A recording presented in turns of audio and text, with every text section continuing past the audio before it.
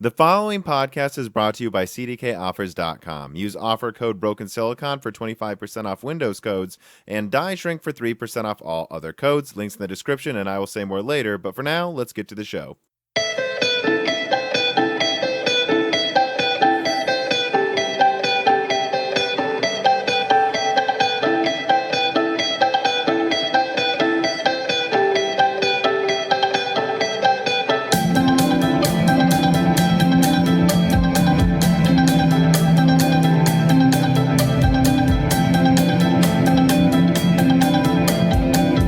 Okay, and welcome to Broken Silicon, a computer hardware and gaming podcast. Just right out of the gate, I'm going to announce sometimes we do interviews over the phone, so it should honestly sound perfectly fine and understandable, but understand that it doesn't sound like we're in a recording studio necessarily this episode. But I'm really excited about this guest for sure, and I want to thank you for coming on, Mike. How about I'll let you introduce yourself. Who are you? My name is Mike Bruzzone. And let me see here. So thank you for reaching out. I know you do analysis and publications on Seeking Alpha. I have, in fact, used some of your info before. Specifically, when you mentioned it, I immediately remembered I did a video talking about how cheap Intel offers their CPUs to OEMs and just how much more room they have in the do-it-yourself market to lower prices if they really got desperate. I mean, you want to tell anyone about that publication you did there a little bit? Because that was a pretty big video it was a decent sized video for me, I think in December. One of my areas of interest is economics, and I've been enlisted by the Federal Trade Commission to monitor the Intel Docket 9341 consent order. That entails keeping track of Intel's costs. What you were looking at was my assessment of what a Xeon Skylake Scalable actually costs Intel to manufacture. Quick way to figure out what Intel costs is just to take price per 1,000 units, divide by 2, which is a 50% long-run discount, and that's essentially Intel's fabrication cost. I don't remember the specific price, but I remember that, I mean, we're talking, for the top i9s, easily below a few hundred. And I believe the i7's I actually don't remember. It was like below $100 for some of those i7s, right? We're talking the 8-core, 8-thread ones. Yes, that specific slide that you showed on your show, it costs Intel about $12. And Intel uses easy tools. Intel likes easy tools. Intel is a volume producer. They want people to get it. So what Intel did is they disseminated in 1996 and 1997 to the financial analyst community. If you are aware of what Intel's quarterly production was by product line, by core grade, by grade SKU, you knew what their 1K was. You could assume or estimate what their volume discount was. You could determine what the average weight price was, and then you could plug that into a total revenue, total cost model and determine what their marginal cost of production is. And they introduced that into the financial community in 96 or 97 because the financial community at that time was aware of what Intel's quarterly production was into future time, between 4 and 8 quarters into future time, and it remained that way for 20 years. And the financial analyst community utilizing this model could then determine what Intel's revenue and margin was 4 to 8 quarters into future time using the total revenue, total cost model to play the stock price. Yeah. And what a lot of people don't understand when Intel's charging, sometimes to gamers like $2,000 for a 10-core a few years ago. I don't think a lot of people understand just how dirt cheap it is. I mean, this is like a commodity with the amount of volume Intel is supplying to people. These chips cost them almost nothing to make. And that's why AMD has to be very careful about getting into a price war with Intel, because that's something they just can't combat unless they're absolutely armed to the teeth. And I guess I actually do want to bring that up with you. I don't know. Have you seen how cheap some of their AMDs, I'm speaking, 12 nanometer chips are becoming? Because I think that's something Intel didn't maybe plan for, or maybe they did, but like the fact that 12 nanometer becomes so mature, their chips, even if they're not as good as their new Zen 2, still are aging incredibly well, that AMD can get their old, what used to be $350 8-core down to $100. They can just use that to combat Intel's dirt cheap i3s. And so I guess, do you have anything to say about that? The fact that AMD seems to be gearing up to be almost ready for this price war using multiple suppliers? Certainly the 12 nanometer has been fully depreciated. Intel's 14 nanometer line is very similar. It's fully depreciated. The variable cost of an Intel processor to manufacture the chips is about $35 per component. Mm-hmm. A very low cost at 14 nanometer. And what Intel's strategy seems to be is they're going to always, when AMD moves to the next process node, the leading edge of the next process node, and incurs greater costs, Intel will continue to compete on the legacy node, at the trailing edge of the legacy node for a cost advantage. Intel's production is about 400 million units a year. I mean, the analyst community will tell you the core lines, the mobiles, the desktops are about 250 to 300 million units. But when you add Xeon on top of it, it's about 400 million units a year. AMD's producing about 35 to 40 million units a year, might be moving to 50 million units a year in 2020. So Intel has an incredible economies of scale advantage. That economy of scale advantage also is associated with board production. So the overall cost of producing an Intel processor and its boards is relatively low in relation to AMD's economies of scale. Especially for the boards, yeah. Especially for the boards.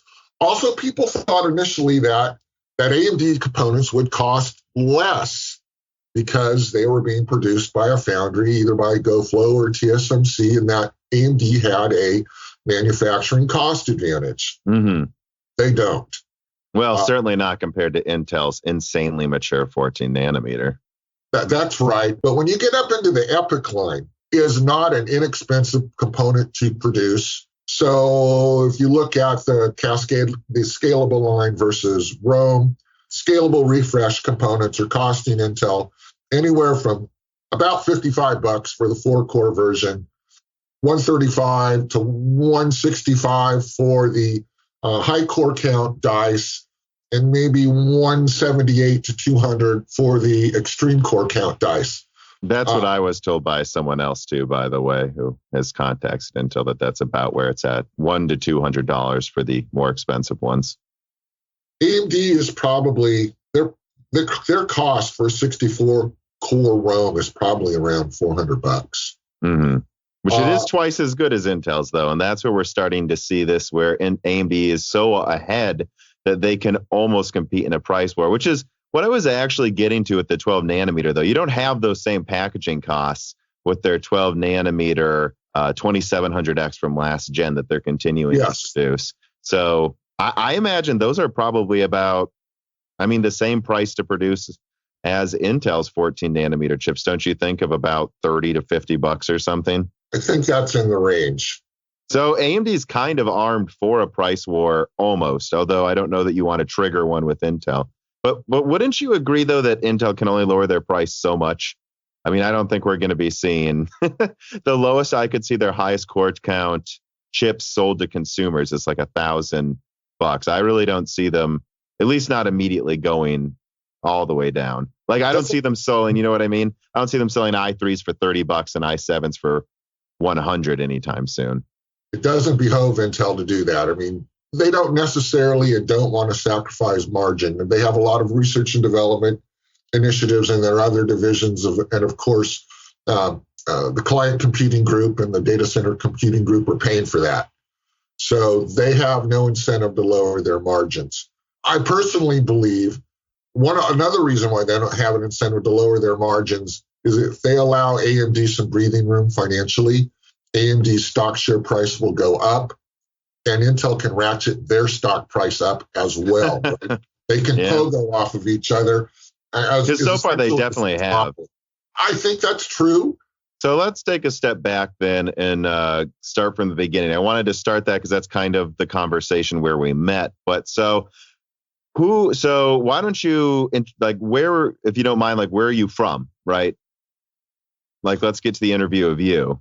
Well, I live in California. I'm from the San Francisco Bay Area. I attended San Jose State University and had an undergraduate degree from San Jose State in communications and marketing. And of course, Silicon Valley in the early 80s. Where do you go to work? You go to work for technology companies. And I went to work originally for technology advertising agencies. Mm-hmm. The communications degree is from San Jose State's advertising department. They have an excellent advertising program there. And I went to work into the high-tech advertising business.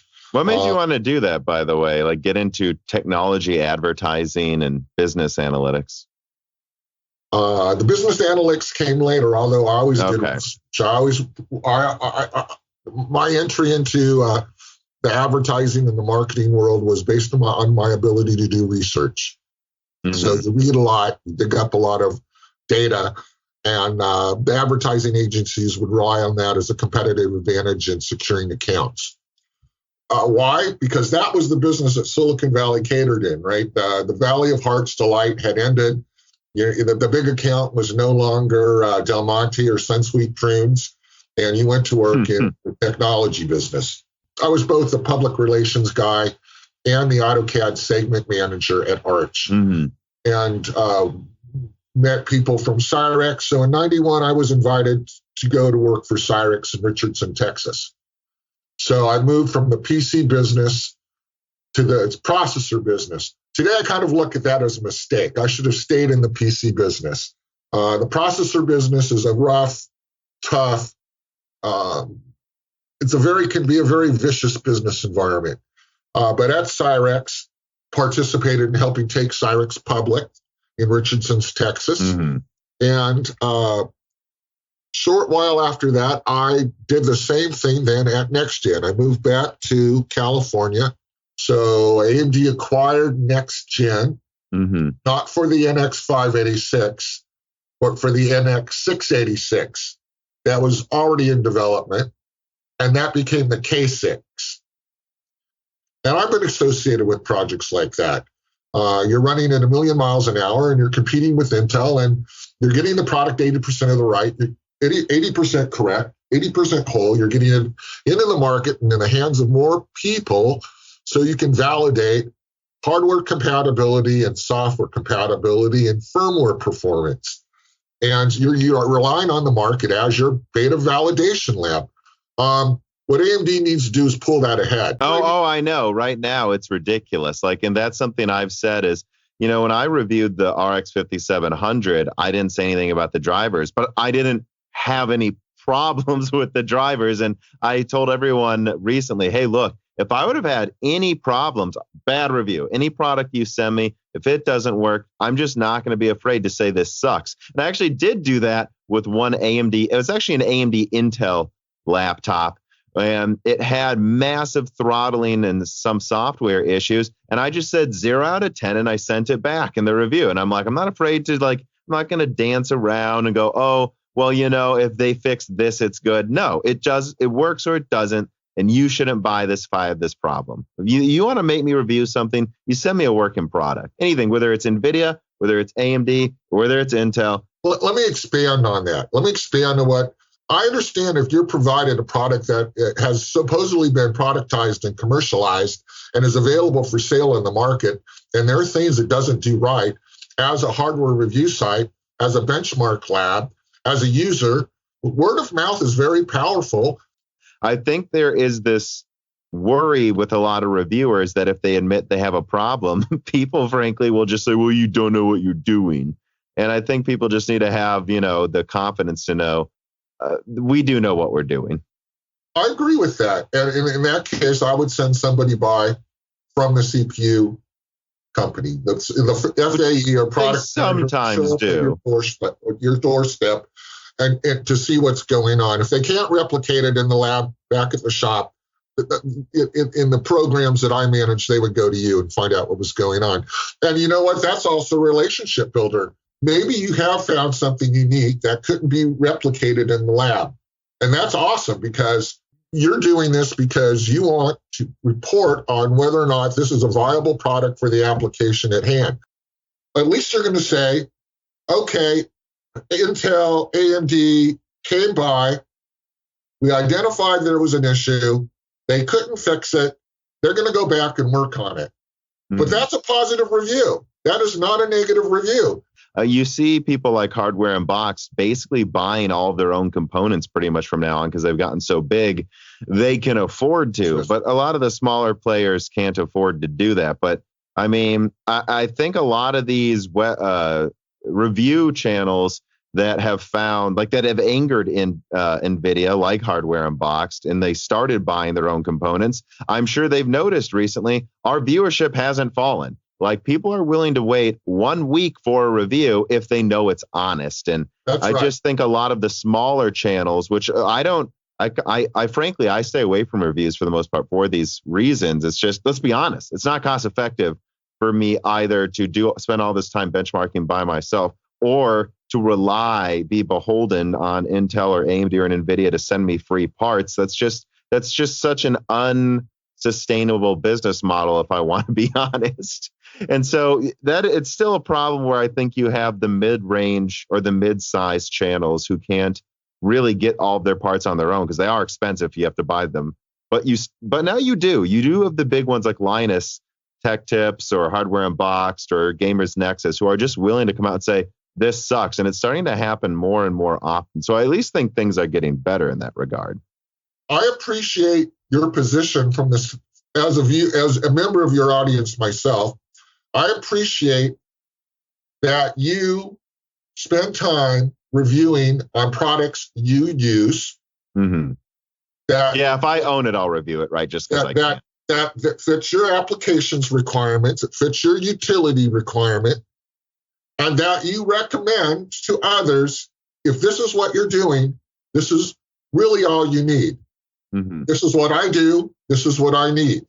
If this is what you're doing, you may or may not need more, but you don't necessarily need more. I appreciate when you relay to your audience that for my uses, this is all I need, right? A 3950X for you is what you need. And you might like something higher performance, but you don't need it today. And you feel you have enough stretch in your system. I don't need Threadripper now. You don't need Threadripper. Threadripper, by the way, is kicking ass in the workstation market. And I take your background in engineering that you're well aware of that in the workspace. They literally, by the way, I think that Threadripper is also saturated that market. It's not even a discussion. No one's even considering Intel in that market anymore. Right. Anyone I know, The Xeon W has no traction. Now, back to your point about the commercial review sites. Right. They have a editorial schedule. They have a review schedule. They need to have product coming in so they can continue to pursue their objective of putting out so many reviews in a specified period of time. And I appreciate that some sites are purchasing products so they can truly say that we are independent of the hardware companies that could have provided us those products. And at one point I've never made, I don't think, that I would like to bring up too, though, is like if you're one of the smaller channels, which like me, or if you're someone who's above a few 100,000 to 1 million subscribers, you got enough money, you probably have a full staff and you can afford to buy this stuff on your own. But I think it's intimidating for some of the smaller channels that look through this paradigm of, but I have to have reviews. Reviews are what get you whatever. And for some people, maybe they are a benchmarking and review channel, and that's on you. But I mean, a lot of the analysis of the data that other people did is useful. And that's a lot of what I do. And if you do want to be a review site, though, what I would say is maybe you can't only be beholden to that because it's just, let's be honest, it's straight up not sustainable. I know we have these channels like Linus Tech Tips and Gamers Nexus that built themselves up on reviewing, but that's what made them successful. Then things change. And what I would say is there's so many smaller channels between 10 to 50,000 people who have subscribed to them that maybe it's better to just do more comprehensive coverage on a few products, because people don't need you to review every product. People don't need me to review Threadripper and, the 5700 XT, but maybe they'll go to another channel for those two products that they trust. And I reviewed the 3950X and the 5700 and the Radeon 7. And it's like, there's so many what I'm saying is there's so many smaller tech tubers now that it's not necessary for any one channel to review everything when you've got 100 channels to pull from. It's better you just all be honest and not beholden. Otherwise, your channel will fizzle out. And I've seen this. There's several channels, I won't name them, that I followed where they turned into a review factory, but they never said anything bad. And their viewer count is like a tenth of me, even though they have 100,000 subscribers. And it's because there's nothing you're not really getting anything from their videos. It's important to be unique and differentiated. If you can't differentiate, if you become a Me Too site, what's the reason of doing it, right? You have to provide something that's uniquely special to the audience you're providing reports to. And I agree with you. Why do I want to go to 4 different sources for the review on the same product? I probably don't. I would always be fair. I would always try to put it in its best light without lying. But I also would just say, I'm not going to sign an NDA and I get to keep it if you send me it. But I will promise a review that's as fair as it can be. And if you're not okay trusting me to do that, then don't send me a component, because I'm not going to agree to really anything.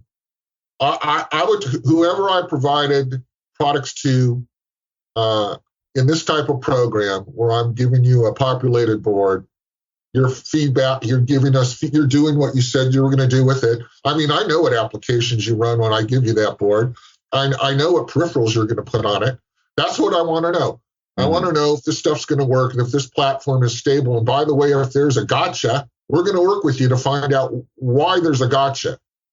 Dermish writes in and he says, and I think we just touched on this a little bit in the past 10 minutes, have we really reached a tipping point in the lack of trust in Intel, in your opinion, or do you still think they can spend their way out of it? With Windows 10 being in a terrible state and AMD supporting Linux much better by most accounts, I could see Windows reach a similar state as Intel in the next 5 to 10 years. What would it take for Linux? So I guess he's kind of asking 2 questions. He says, do you think Intel can still spend their way out of this? And do you think there's any room for Linux to break double-digit market share in home computing? I'm a Windows user, and I'm not currently following the Linux community, so I don't know the answer to that. Obviously, Linux runs the industrially embedded space. The answer in 1997 was DEC Unix going to take over the Windows world? The answer is obviously no. I'm assuming you'll boot into Linux if it gives you a 50% performance boost. But the fact of the matter is, for the majority of the products, people are going to run Windows. And I think AMD understood that with Zen 2, because it actually works remarkably well in Windows, especially the 64 core, which when I saw the reviews and it was gaming almost as well as, other lower core count gaming processors, I was like, well, that just absolutely surprises me. And that tells you AMD fundamentally understands that they need to win the war in Windows to win any other war. Because it just doesn't matter. People run Windows. That's at least my answer. That's the mass market, right? The mass market is the Windows compatible PC market, and that's where the volume is. That's where the 300 million units a year of x86 goes to. That's not Xeon. Xeon is Xeon is at least another 100 million units on top of that, and more. I will say from the standpoint of Intel itself, I'm the monitor in the Intel antitrust case for the Federal Trade Commission, and I also was briefly associated with a monitor of the Microsoft case. Why don't we take a step back then before we answer the rest of this and go back to you were involved. I kind of do want to go through some of that briefly, at least at a bird's eye view level, the antitrust work you did. Now, and I'm saying this right, Cyrix, is that how you say it? Cyrix. Yeah. So were you involved in that case? I believe you were. I was in the corporate communications department at Cyrix, and I was that's where I was originally doing some work in the Association of PC User Groups. But I was primarily the PR guy there. So I was working with the media with benchmark labs, with channels. Now, what do you know about that, though, if we talked about it for just 2 minutes so people understand? Like, what did they steal from Cyrix? I'm sure you're well briefed on it, though. We eventually found in Intel Designs was the floating point unit. So right. Intel seemed to have helped themselves to the FPU that, according to my sources in Cyrix, was implemented transistor for transistor in the Pentium. They just P55, straight up copied it into P55C. They just copied it, right? And this was in a period when Intel was borrowing a lot. So I wasn't engaged in the antitrust cases until 1998, but I was enlisted by the Federal Trade Commission based upon my observations inside Cyrix, ARM, NextGen, and AMD between 1991 and 1997. Intel was borrowing a lot of technology from other companies. All of a sudden, you would discover that your IP was being used by Intel. You know, the 10-pound gorilla, the 100-pound gorilla on the block. And you go and say, hey, that's ours. Mm-hmm. And Intel would say, oh, I don't know how we got it, but we'll license it. We'll offer you a license fee. And you either took it or you didn't. But if you didn't, it was very expensive to go and litigate with Intel. Intel would drag it out in court. Property had been taken. And Intergraph in the MIPS market, in the MIPS workstation market in 1997, finally got tired of it and sued Intel in 1998. And they're saying, hey, we knew they took the FPU at Cyrix. At NextGen, they were taking from NextGen as well. Intel was very concerned about the NX586 and the 686. And when AMD acquired NextGen, Intel's eyes, ears on the street were definitely inside of NextGen and AMD doing what they do, keeping their eyes open, keeping their ears open. And I knew that secure data was taken. At Cyrix, hard IP was taken. At AMD, secure data was taken. At ARM, I knew secure data was taken. Yeah, we talked about this before we started recording a little bit online, via email.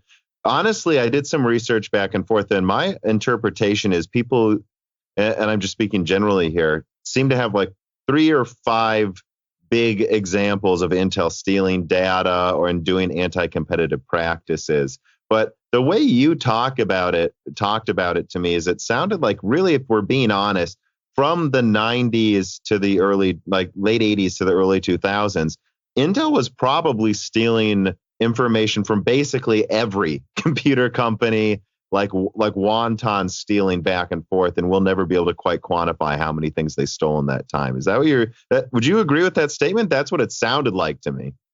If you look at Intel as an associate political network of corporate relations in a supply chain, and if you look at Intel in terms of what government regulatory regulators viewed as a gross domestic product generator, it's highly likely that Intel, from a manufacturing perspective, was supported in theft, that the intellectual property of others was driven into Intel to support their manufacturing operations.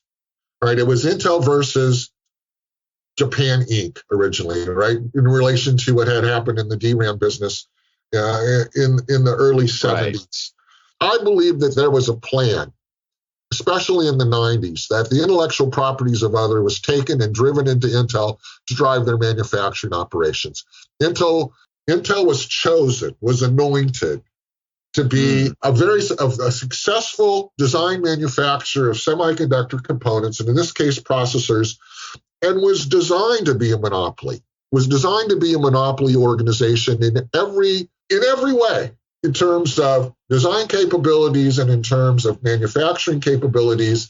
And if the design requirements dictated, when someone had something better than Intel and it fit with their model, that it was related to an x86 processor, and Intel was aware of all the processor substitutes coming onto the market. And you're basically saying that it wasn't just like this culture of take what you can. You're saying it was a from the top down, hey, steal as much as you can. This is our strategy.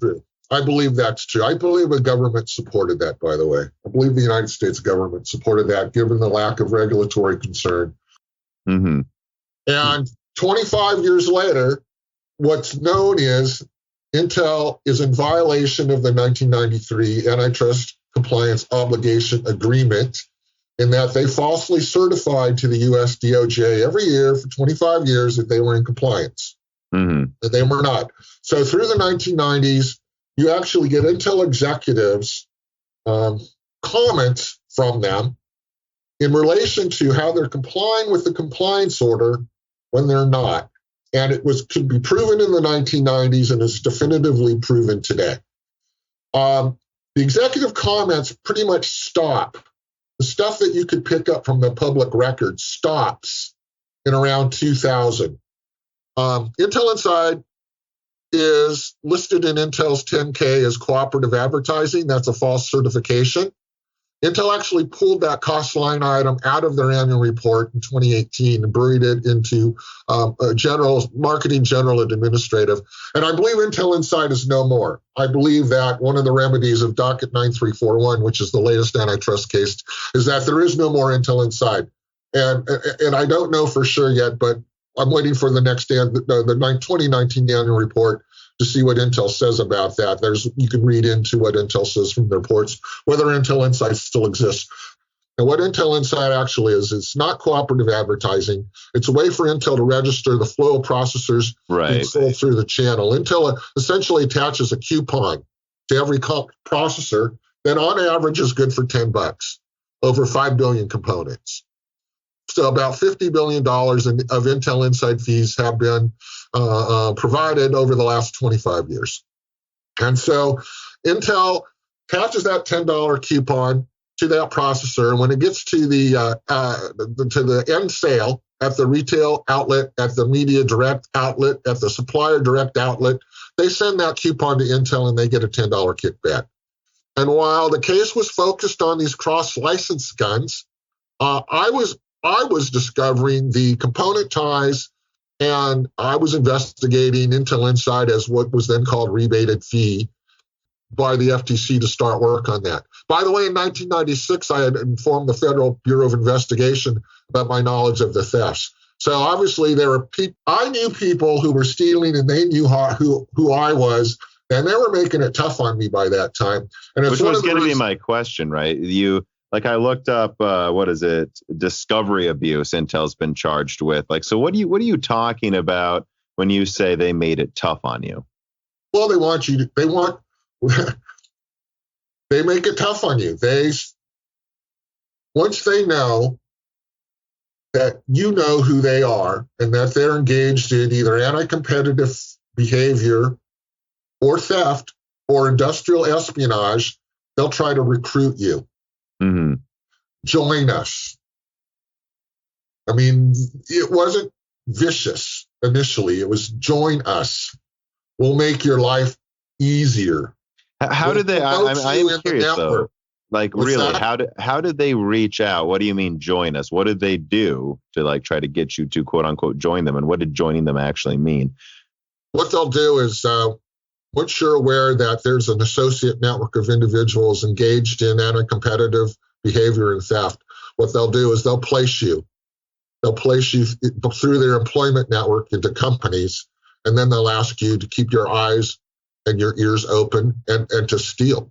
Mm-hmm. And what I did is I said, no, I mean, I'm a marketing person. I believe in best practice. I'm not going to be beholden to your network. I'm not going to steal for you. I'm not going to have you grab me by the nads and then be able to flush me later, right? Who knows? Mm-hmm. Maybe I would have been retired years before had I just said yes. But the problem is, if you're stealing for them and they want to flush you, you're going to prison. So in my mind at the time, it wasn't worth it. And maybe initially I was naive, but how would they have paid you? That's not something I wanted to participate in. And what they'll do again is they'll move you from company to company. You'll Mm-hmm. see your salary increase. And of course, in the 1990s, you would get better stock option incentives every time. And there are many people in the industry who benefited from this. an associate network of Intel relations. How would they increase your salary, though? You're saying they would try to get you into a company like Next Gen or something, and then they would oversee somehow getting paid more? Or how would they do that? They would move you, one, all these companies, whether it was Cyrix, whether it was Next Gen, whether it was AMD, whether it was Samsung, there were Intel relations there already. Intel had their associate networks buried into these companies. And AMD in particular, there were a lot of Intel associates buried into AMD in 94, 95, and 96, and probably still are today, keeping their eyes open for Intel. So what do? Is they refer you in through their human resources and their recruiter networks and their executive networks who recommend you and shoo you into these places. And you see an increase in your salary, and you see some rather rich stock option incentives. And as you do Intel's spy work for them, every 2 or 3 years, as I observed, they'll move you around. In my case, since I wouldn't play ball with them, I was being flicked and moving around every 18 months or so to another first Intel competitive product introduction in the 90s. So that's how they do it. They do it through their associate their human resources contacts, through the recruiter networks, through headhunters, and through executives they already have placed in these companies who approve you, right? They're going to shoo you in so you can be the subordinate middleman or transfer bridge of what you see of secure data that you might come across, and then you would move it out of the company. In the business I was in marketing and public relations and communications, it was often moved out through public relations agencies. If there was a transfer bridge inside, the data then was transferred to the outside marketing consultant or the outside public relations or advertising agency, and that's how it got to Intel. There are actually heads of ad agencies in Silicon Valley who came from Fairchild. And they told me, Mike, this is how the game is played. They also told me not to mess with Intel Inside. They saw Intel Inside as an Intel Inside. There have been Intel Insides for years. These tied chargeback programs. They go back 100 years in antitrust law, and they're a great way for building a channel. It pays for building a channel ahead of production value, but they're incredibly illegal. And when Intel is attaching that $10 coupon to processors that are 2x real-time demand, there's no room for anything else, right? Intel's producing processors that are 2x demand. How is AMD going to sell anything? How is Cyrix going to sell anything? How is IDT going to sell into a channel that's already buying twice as much Intel product as there is real-time demand? And they're buying it not only because the product is selling, but because there's a $10 spiff associated with every processor as soon as you report that processor was sold to Intel, and they send you the check. No, I see. Intel's massive capacity to keep producing more CPUs and flood the channels, really because of that coupon, is basically a way to try to hide payoffs. Like they just send you an extra 100, they send you an extra million CPUs to Dell, just not because Dell needs them, but because they know now they can somehow make it look legally like they're giving them, right, $10 times a million, $10 million bucks extra. That's what you're saying. Well, Dell's doing it because they want that money. Channels compete for it, right? No one's going to leave it on the table. Let's look at the Dell example, because Dell is the number one sales outlet for Intel processors and has been for 25 years, and they're essentially Intel's sales department. So what Dell would traditionally do, and HP did it, although HP has always been very AMD friendly, and Compaq did it, and IBM did it, and they've all done it. And what they do is, one, Dell has access and allocative privileges with Intel. They buy in such high volumes that they have access to the highest margin components in the volumes that they want. They have access to the highest volume mid-tier components that they want. Traditionally, it was in the i5 line, although those i5 lines going away today because of AMD. But Dell can get what they want. And Dell has access and allocative privileges with Intel. And traditionally, there were 7 to 11 Intel first-tier dealers. They were called the Anointed 7 or the Anointed 11. Toshiba was in there, Panasonic. And what Dell would do is Dell would procure product. They would procure the highest volume they could so they could get the deepest discount. They would purchase more product than their real-time demand, more in excess of their real-time demand. And they would traditionally purchase twice as much product as they needed. And so what they do is they strip all those incentives and they pocket them. And that's how Intel would supply the secondary and tertiary market, by the way.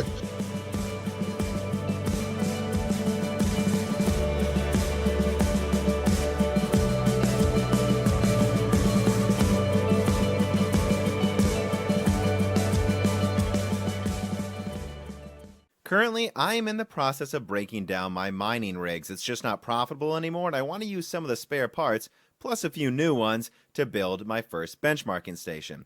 Now, what most people might not be able to guess is that my mining rigs all used Windows, and ones with legitimate keys. But getting those legitimate keys was a hassle. I was forced to scour eBay and be discerning in making sure that the people selling those $10 Windows keys weren't a scam. And sometimes the keys didn't work and I had to fight for my money back. But you don't have to if you go to CDK Offers. Go to cdkoffers.com and use the promotional code BrokenSilicon to get 25% off an already cheap list price of Windows 10 Professional. Then all you do is click on your email account, go to User Center, and then My Purchase Orders to get the code. Just use this code with a normal download of Windows 10 Professional from Microsoft's website. All right, links in the description.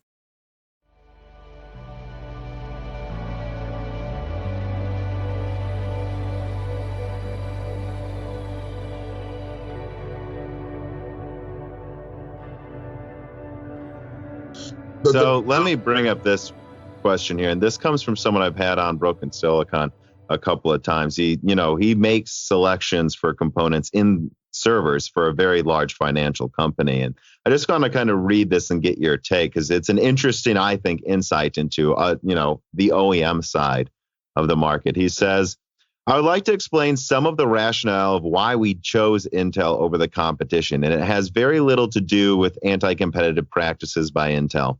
I certainly don't condone their practices, but our enterprise software portfolio are limited to Intel due to software vendor support requirements. This is to save man hours and validation of software applications on multiple hardware vendor platforms and the risk to data that is associated with it. Validation is one of the most costly parts of IT for pure human labor, so everyone tries to avoid it as much as they can. Hence, we all generally go to an entrenched players, and Intel stagnated, but it enabled us in the enterprise world to have a predictable, stable hardware supply chain, which is incredibly important. And Intel's products for the longest time have been very stable and reliable, unlike, and he says this, other anti-competitive companies like Microsoft, where they became lazier and less stable when they were entrenched. AMD suffered from poor execution, in my opinion, of its product delivery process. This would wreak havoc on our schedules as IT infrastructure procurement are planned years in advance. And AMD's poor execution to Intel's rock solid, stable execution track record. I mean, it's easily, I hope it's easy to understand why he chose them. So at the end of the day, keep in mind that this very stagnation has created a lot of predictability, but it's also coming back to haunt all of us with the hardware security vulnerabilities like Meltdown and Spectre. And at this time, AMD is developing their own stable customer base, and they are starting to execute like Intel. So he says, I want to thank you for coming to provide your insight, and Tom for having this guest on. But I mean, so what do you say to that? Like, do you blame OEMs for doing this? And what are your thoughts, on all of that? Because I think that is really a look inside the OEM point of view. First, if Intel had not monopolized the market, AMD would have had the money to execute. If Intel had never monopolized the market, there would have been competitive alternatives, would have been fund that would have the capital availability to execute well. Now, that's not what happened. In the Microsoft side, there were alternatives. There was Linux. There were other operating system alternatives besides Microsoft that were more stable in a commercial environment. Pursuant to your audience members' comment from an IT perspective, Intel's products meet their spec. Intel products work. Intel products are stable. Intel products are whole. Once you're in business and you're using Intel products, whether you're an OEM or an end user, your business is tied to performance of those products. I mean, you have a product market share. You have a financial market share. You have a customer base. You have a business to run. And you're not going to sacrifice any of those aspects, in this case, for a product which you perceive there is risk. Intel, even if they're providing product that is just good enough, which is all they're doing today, the product is just good enough and it keeps your business going. Nobody's going to sacrifice the day-to-day of their business utilizing a processor supplier whose products may not be whole for your applications requirement and can't be supplied in the volumes you require them. I mean, you can't sacrifice your business for that. So you're going to stick with Intel. It sounds like you blame the more do-it-yourself and like things like laptop manufacturers and home use desktops much more than you do server and IT professionals. How so? Well, am I getting that right? From what it sounds like, you completely understand why IT professionals would have chose Intel over and over, despite all of this going on. But you're saying, what I thought I heard you say, and maybe you need to correct me, is that for a lot of people, there were AMD products that did work just as well. And when they played ball with Intel, they made it even worse on themselves. Is that correct? Is that what you were saying, or did I interpret that wrong? From a channel perspective, that is true. If you're procuring from Intel and then decide to also procure from AMD, you lose access to certain Intel programs. You lose access to certain grade SKU allocations. You may lose access, obviously you lose access to some Intel Inside dollars. You lose access to other Intel programs. You're taking a risk, but that's a channel's view, right? That's the channel's view. Again, in relation to the end buyer, you're not going to sacrifice your business if it's running on Intel. It's no one got fired for buying IBM, right? No one's going to get fired for buying Intel. And at Intel's low cost today and pricing, they're very competitive. Intel is very competitive selling product that is just good enough. I'm estimating in the cloud market, for example, Intel's probably selling 28-core scalable processors for $400 a piece, 85% off, 1K price. And these people need to keep their businesses running. AMD doesn't have enough volume to supply them. AMD has demonstration projects and validation projects in all of these cloud service providers and in these hyperscale operations. But it's the Intel product that keeps the business running day to day. And Intel doesn't want to lose that market either, because they're a volume manufacturer. And when you're a volume manufacturer, you don't want to get stuck with any volume. You want to sell it. So even if Intel's selling into cloud at 85% off list, which is what they seem to be doing, those cloud customers are going to take that product. They're going to take it at that price. They're going to burn through that product. And in 18 months, they're going to get rid of it, right? It's expendable. They want it at the lowest possible price. Intel's costs are incredibly low at 14 nanometers. And then in 18 months, they're going to get rid of it. They're going to burn through it and get rid of it. So how would you say AMD should compete with this, though? Because AMD is winning contract after contract right now, nowhere near, right, the market share of Intel, not even remotely comparable. But they are taking market share. So, like, what would you say for advising AMD to combat this just flooding of the market and discount strategies Intel employs? I'll tell you first that AMD is not industrially competitive at $50 million a year and 40 million units a year, 35 million units a year. That is not industrially competitive. No high volume shop is going to take the risk of commercializing around AMD at their supply volume because they don't have enough. You're still tied to Intel. Remember, all AMD channels are really Intel channels that AMD is just tapered into. Mm-hmm. So how are you going to compete with, how is AMD? Let's look at how they're competing. And by the way, anyone can go to my blog spot on Seeking Alpha and actually get very detailed market share information. It's all there. It's more detailed than you're going to get from any top tier analyst, because I have to do it for the government. I have to do it very precisely in terms of doing the work on the FTC case I work on today, which is docket 9341. So all the market share information is there on Seeking Alpha, supporting the current antitrust case, which is docket 9341. Now, to answer your question, how did AMD gain market share? Obviously, they brought out higher core count processors than Intel, the 6 and the 8 core, when Intel was primarily a mainstream quad market. And of course, Intel's extreme and high-end desktop solutions were, in relation to most people's budgets, priced high. I mean, the sweet spot of the CPU market was the i5, the i7, and then the price premium was associated with everything above i7. Mm-hmm. So what AMD is, they first said that there are some underserved markets, and that was the E5-1600 workstation market and the E3-1200 market.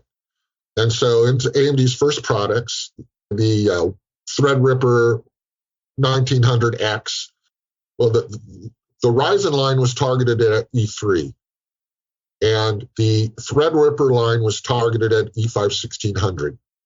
And the Threadripper decimated the Intel uniprocessor commercial space. Not even close. Just decimated it. It took it fairly quickly. And in the E3 market, what AMD did is, and this is how AMD's always competed. They've always targeted trade and exchange of the surplus market, of the hand-me-down market, of products that were already in use in the field or in the inventories of secondary market resellers. And while Threadripper went up against the E5-1600 primary market, the Ryzen series initially went up against the secondary E3-1200 market, and AMD focused on, if you were an E3-1200 user, or if you were sitting on E3-1200 inventory, we have something for you, mister.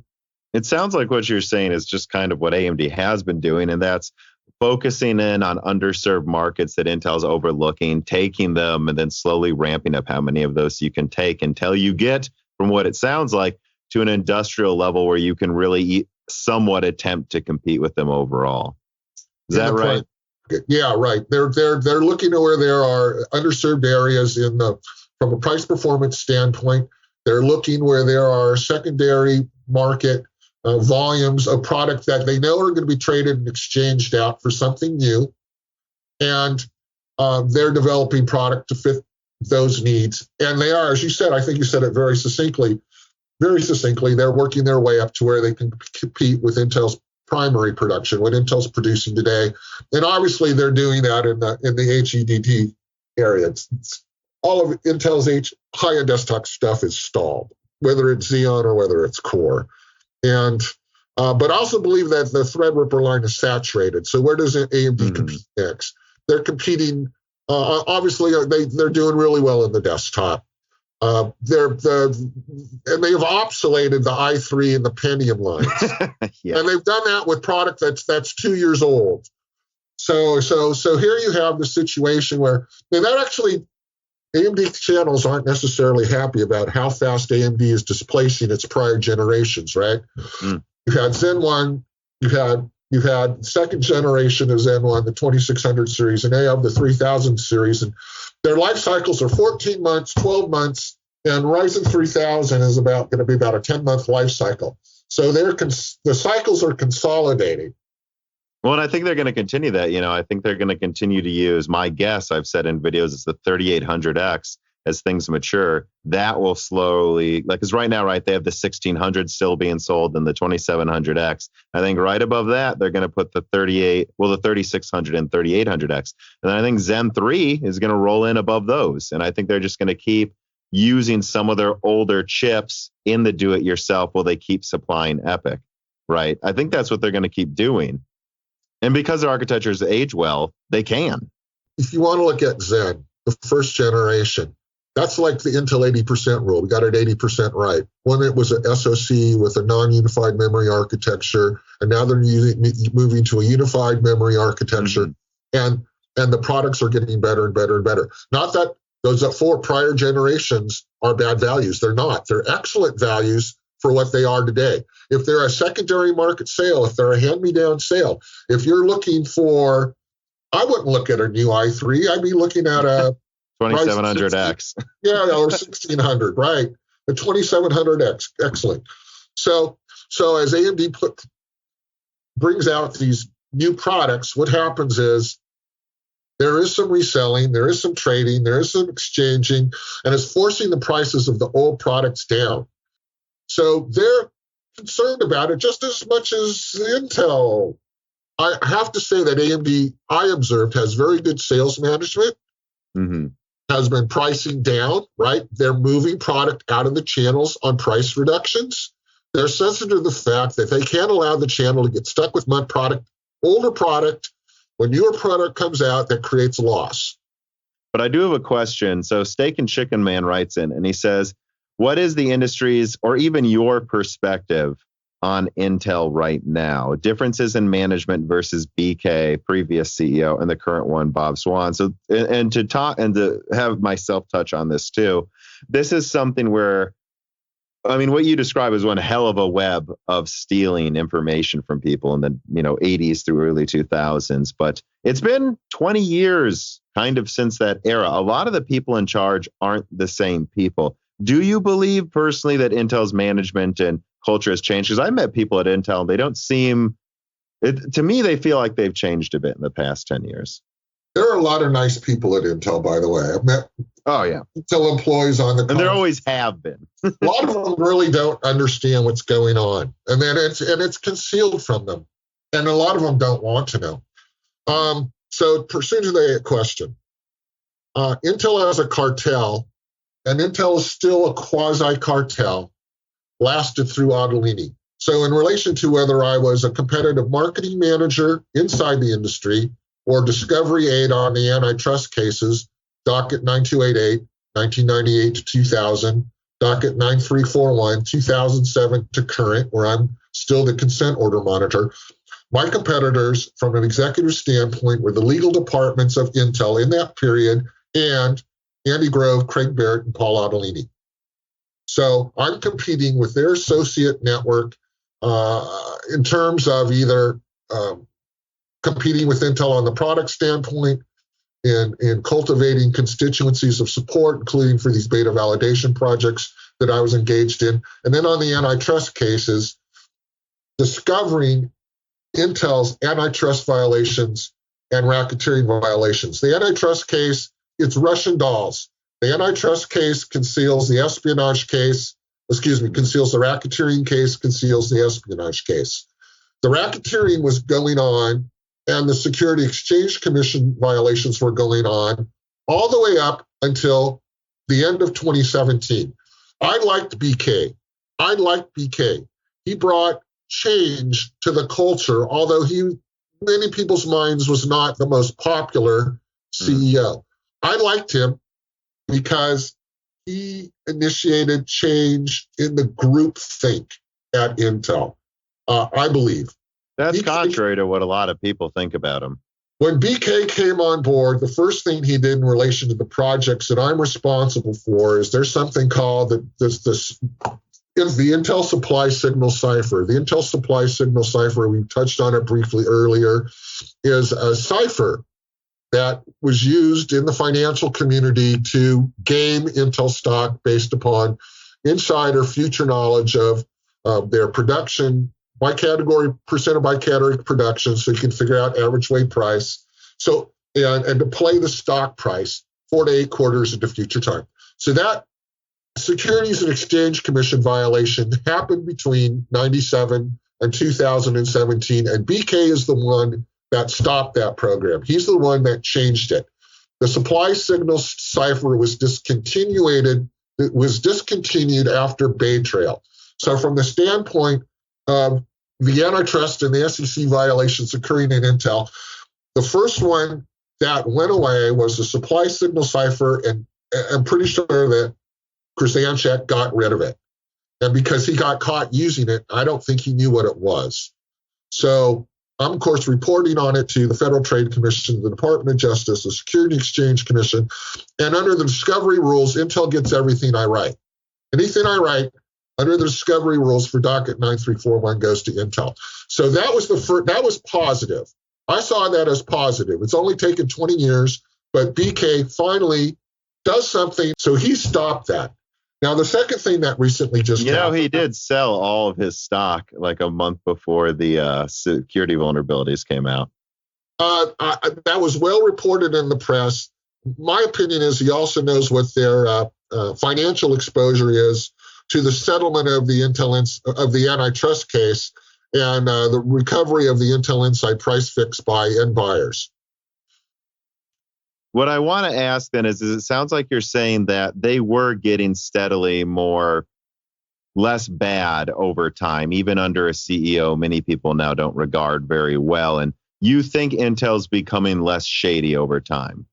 I do. I think they began to prove I think the anti-competitive and racketeering and espionage activities, including incredible theft from data center group. There was, over the last 6 years, there's been quite a theft of Xeon processors laundered at prices below cost. Stopped at BK. It was pervasive through the Barrett and the Ottolini administrations. Mm-hmm. And I believe that Intel has been slowly remedying these problems. You don't have much to say about the newest CEO, though, yet. I read everything the guy writes. I review all of the presentations he provides input to it through. Swan, I don't. My big issue with Intel right now is the legal department.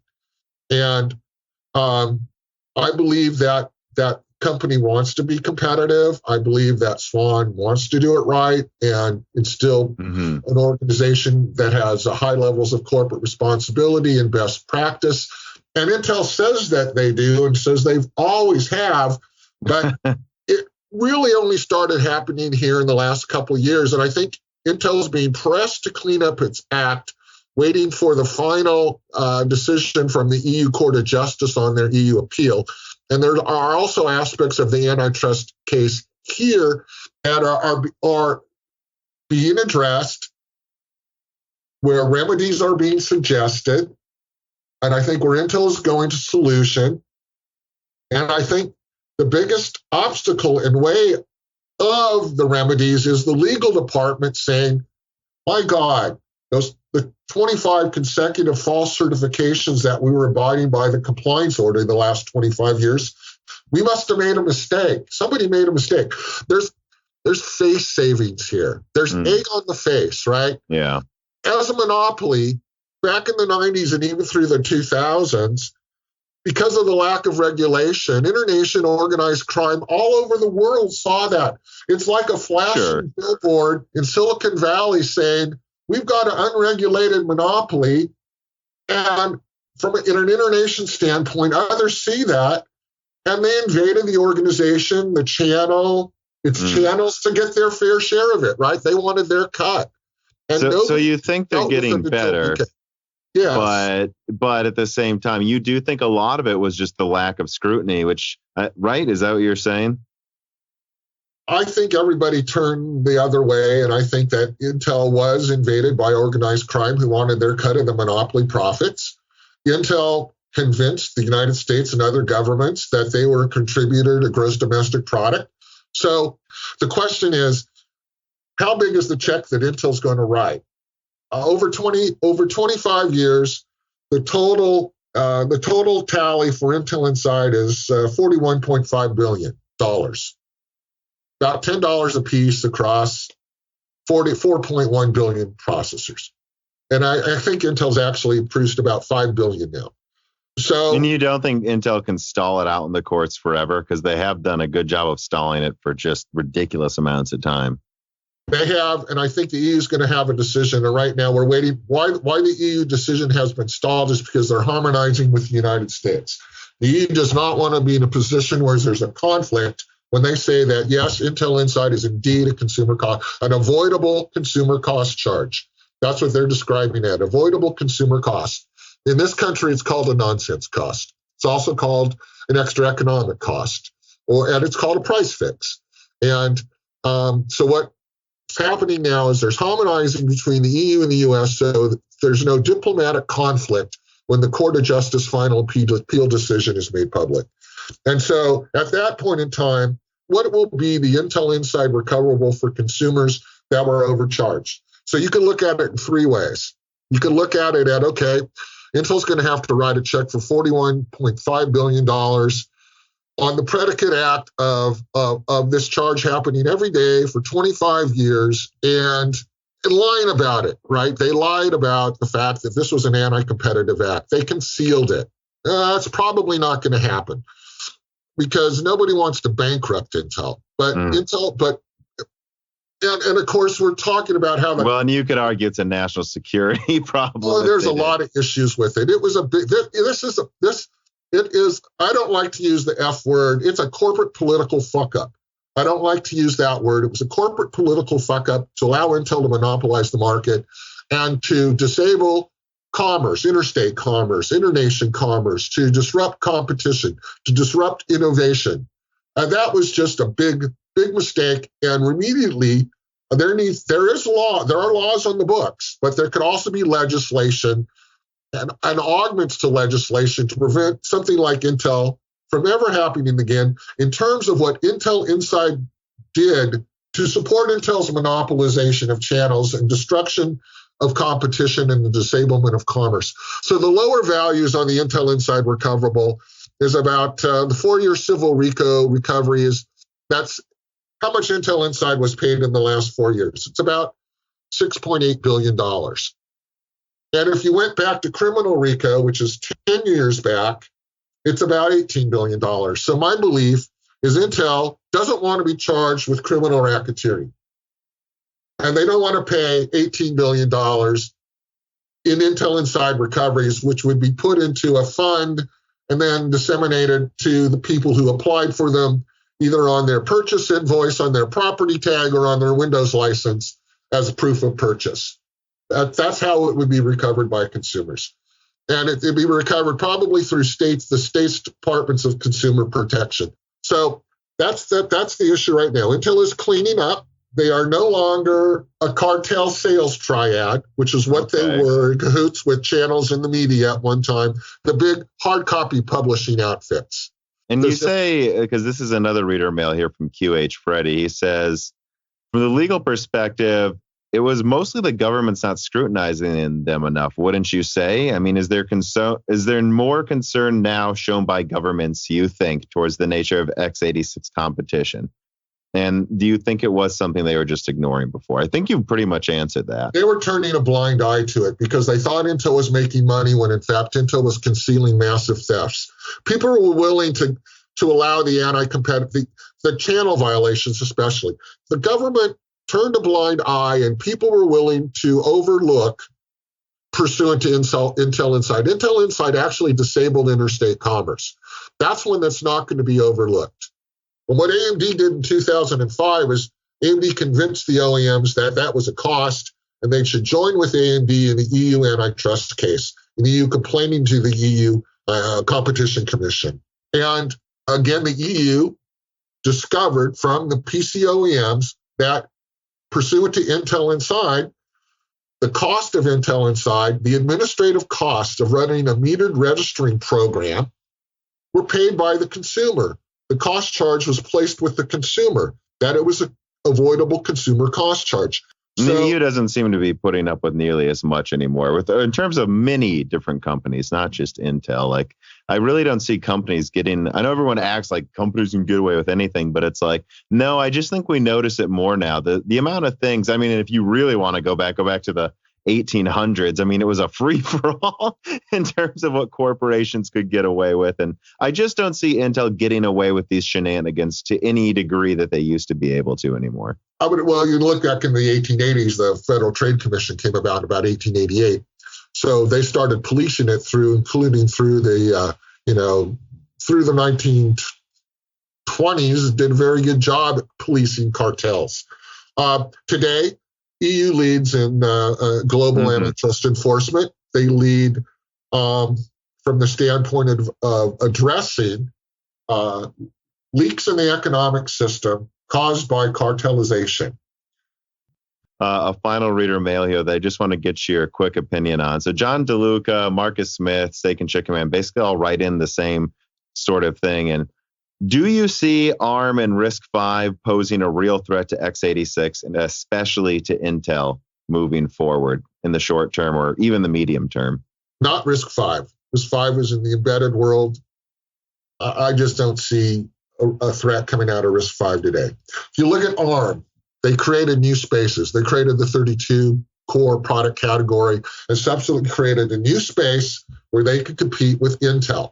And you're seeing ARM make inroads there in a Linux environment that's containerized. Your virtual machines are containerized. They're certainly a contender in the custom space, in the niche space, and so is AMD, right? They're going after high-performance computing. They're going after supercomputer sales. And they're supercomputer developments, and they're establishing some niches for themselves there. And when I was at Hot Chips last year in August, I mean, everyone was talking about RISC-V, so I report on it because I think theoretically it sounds great, and literally everyone to a man or woman said this is the future. But I agree. So after seeing ARM has a whole product. ARM has been developing its ecosystem since 1989. And as a licensing company since 1992, they have a very whole product in all the spaces they compete. So you don't think it's a threat, though, ARM rides Intel. I don't think it's a threat from the standpoint of the processor market. Not today. People are speculating that you'll eventually see ARM and Apple. Apple's changed operating systems once. They know how to do that. For ARM, it's easier to complement than to compete. Even for RISC-V, it's easier to complement than to compete with Intel. You can ride Intel. There's plenty of volume riding Intel.